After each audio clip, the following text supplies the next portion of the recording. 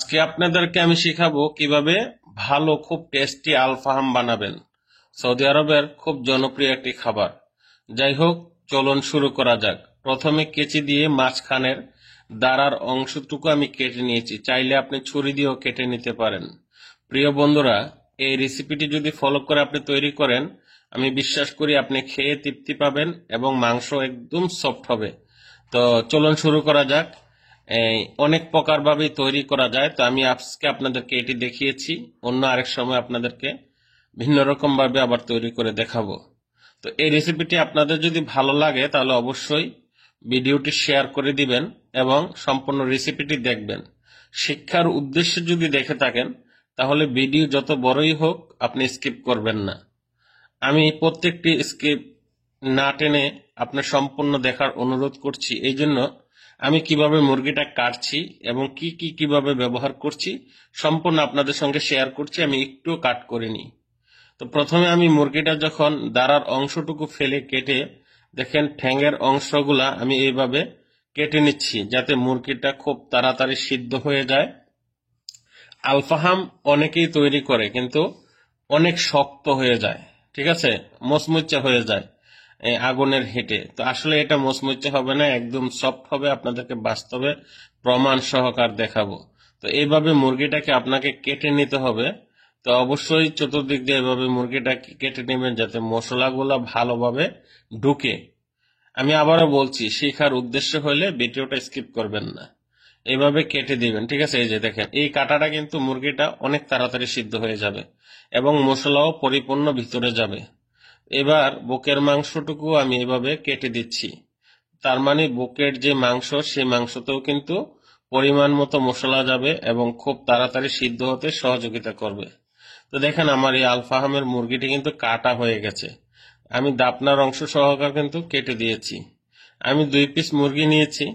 যাই হোক, আমি একটা তৈরি করব আর একটা ম্যারিনেট করে রেখে দেব আমার ম্যানেজারের জন্য। এখানে আমি দেখেন 1 চামচ আদা রসুন পেস্ট নিয়েছি 2 পিস মুরগির জন্য। খেয়াল করবেন কতটুক কি ব্যবহার করতেছি। এবার এখানে দেখেন 1 চা চামচ পরিমাণ লবণ নিছি, ঠিক আছে, 1 চা চামচ পরিমাণ লবণ নিছি। এবার এখানে আমি তেল ব্যবহার করতেছি, দেখেন 3 চামচ, 4 চামচ আপাতত দিছি, আমি পরে লাগলে তেল আরেকটু অ্যাড করব। এবার আদা রসুন বাটার সঙ্গে তেলটা মিক্স করে নিলাম এবং লবণটাও মিক্স করে নিলাম। আপনি চাইলে ফ্রেশ টমেটো কিন্তু ব্লেন্ডার করে দিতে পারেন, তো আমি টমেটো পেস্ট ব্যবহার করেছি। এখানে 1 চামচ টমেটো পেস্ট দিয়েছি, দেখেন। এবার এটাকেও মিক্স করে নেব। অবশ্যই আপনি আপনার পছন্দ মতো রান্না করতে পারেন, আপনি যেটা পছন্দ করেন না সেটাকে এড়িয়ে চলবেন। এবার এখানে হালকা পরিমাণ চিলি পেস্ট ব্যবহার করছি, যেটা খুব ঝাল, মোটামুটি স্পাইসি, মানে মাংসটা ঝাল হবে, ঠিক আছে। আপনি চাইলে এখানে কাঁচা মরিচও কিন্তু ব্লেন্ডার করে দিতে পারেন। তো যাই হোক, এখানে আমি এটা দিয়ে দিলাম। এবার দইটা আপনি চাইলে ব্যবহার করতে পারেন অথবা না, কিন্তু আমি করছি, এই জন্যই করছি, এটা টেস্টি হতে আরো সহযোগিতা করবে। এবার আমি এখানে প্রায় 1.5 চামচ পরিমাণ দই দিয়ে দিলাম। ভালোভাবে এটাকেও মিক্স করে নিচ্ছি। প্রত্যেকটা জিনিস আলাদা আলাদা করে দিয়ে মিক্স করছি, কেন জানেন, যাতে ভালোভাবে মিক্স হয়। এবার 1 পিস লেবু আমি সুন্দর করে চিপে রসগুলো দিয়ে দেব। এখানে কিন্তু 2টা মুরগি ম্যারিনেট করার মশলা, আপনি চাইলে এটা 2টা মুরগি আস্তা এভাবে ম্যারিনেট করতে পারবেন। তো এবার আমি একটা আস্তা লেবু দিয়ে এটাকে আবারও মিক্স করে নেব।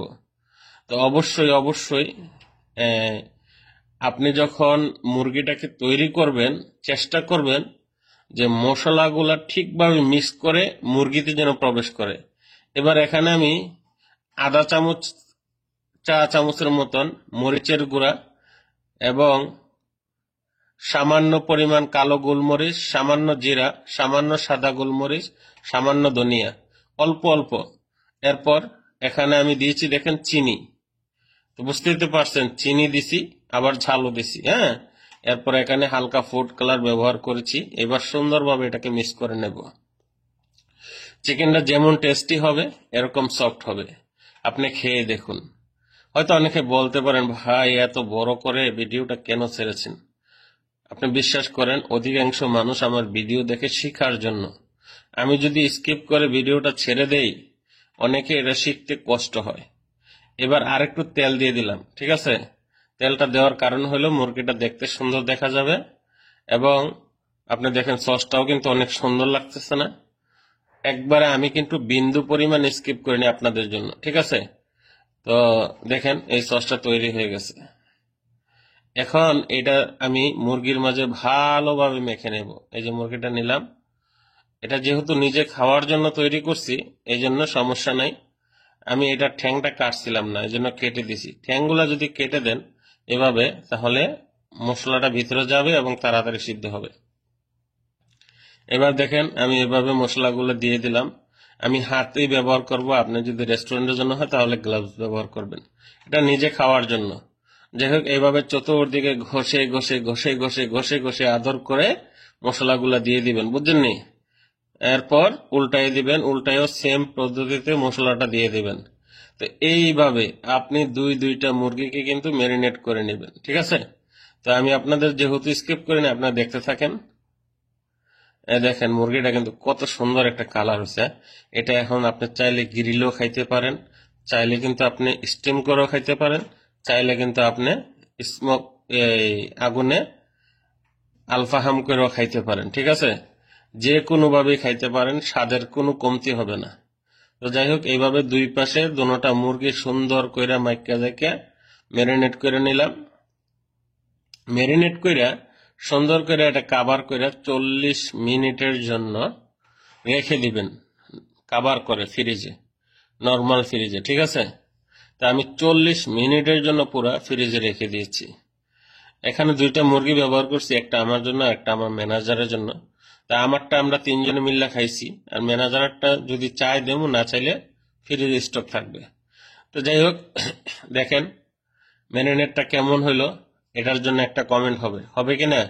তো দেখেন কত সুন্দর। এই 40 মিনিট পর আমি এটা ফ্রিজ থেকে বাহির করে এখন কয়লায় আলফাহাম তৈরির জন্য প্রস্তুতি নিচ্ছি। চুলার মাঝে 6-7 পিস কয়লা আসছিল, দিয়ে দিছি আগুন ধরাইয়া, বুঝছেন? তো এবার রুমের ভিতরে যেহেতু এগুলা বানাইতে হবে, একটু ভেজালি, বুঝছেন নি? তারপরে এটার ভিতরে কয়লাগুলা সুন্দর করে বসাই দিছি, দিয়ে উপরে একটা জালি দিছি। জালিটার উপরে সুন্দর করে এখন আমি একটু হাওয়া বাতাস দিয়ে কয়লাটারে গরম করে নিতেছি। অল্প আগুনে যদি আপনি আলফাহাম তৈরি করেন, তাহলে আলফাহাম জ্বলবে না, এবং আলফাহামের কালার হবে সুন্দর, এবং আলফাহামটা খুব সফট হবে। আশা করি বুঝতে পারছেন। অনেকে ফুল আগুনের মাঝে যখন আলফাহাম তৈরি করতে যায়, মুরগির মাংসের ভিতরে যে পানিটা, এটা তাড়াতাড়ি মাংসটাকে সিদ্ধ করে শক্ত করে ফেলায়। আর যখন আপনি আস্তে আস্তে আগুন জ্বালায় আলফাহামটা তৈরি করবেন, তো মাংসটা ভিতরে যেমন সিদ্ধ হয়, পানিটা আস্তে আস্তে বাইর হয়। এই জন্য মাংসটা খাফে না, মাংসটা সফট থাকে। তো দেখেন আমি আস্তে আস্তে তৈরি করতেছি, কালারটা কিন্তু সুন্দর হয়ে আইতেছে। প্রিয় বন্ধুরা, আমার ভিডিওটি যদি ভালো লেগে থাকে, আমি অনুরোধ করছি অবশ্যই অবশ্যই শেয়ার করে দিবেন, ঠিক আছে? দেখেন আমি আপনাদের শিক্ষার জন্য 10 মিনিট একটা রেকর্ড দিচ্ছি। অনেক কষ্ট করছি, কেন? যাতে আপনি শিখতে পারেন। তো অবশ্যই দেখেন কত সুন্দর একটা কালার।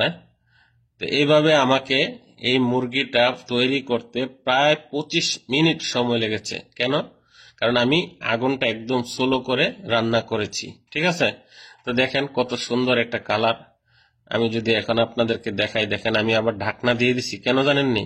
ঢাকনাটা দিয়ে দেওয়ার কারণ হলো এই পাশে এসি চলতেছে, এক সাইডে বাতাস ঢুকলে অন্য পাশ দিয়ে আর বার হওয়ার সম্ভাবনা নাই ঢাকনাটা দিয়ে।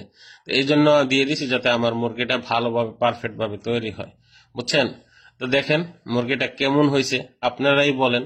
আমি কি বলবো, মুরগির ঠ্যাঙ্গের অংশ শুকার ফেটে গেছে, দেখেন এত সফট হয়েছে। তো আমি আপনাদেরকে সম্পূর্ণ মুরগিটা ঘুরায় গাড়ায় দেখাইতেছি। দেখেন চতুর্দিক দিয়ে একরকম, কোন 19-20 রান্না হয়েছে, সামান্য ভেঙে দেখায়। দেখেন মুরগিটা কত সফট, দেখছেন?